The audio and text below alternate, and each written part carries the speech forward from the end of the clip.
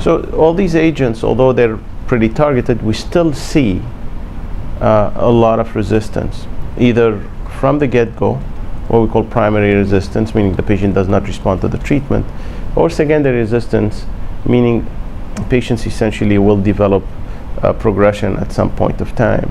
Now, part of how we try to understand the limitations of these agents, although again we have a target, we have an agent that hits the target, and yet we may not see a response, or the response may be short-lived.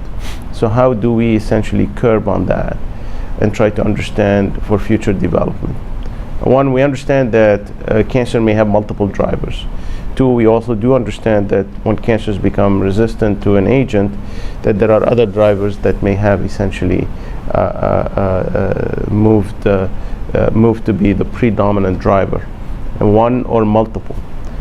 So one of the problems traditionally that we've had with understanding these questions is that we have to biopsy tumors, but you have to put patients through the cost and the invasion of a procedure, and how many times can you do it? I mean, on smaller studies you can. When the studies becomes larger, or we're talking about patients in the clinic, we can't do that. So the liquid biopsies, circulating free DNA testing, which is part of our larger study, Colomate, is being done serially.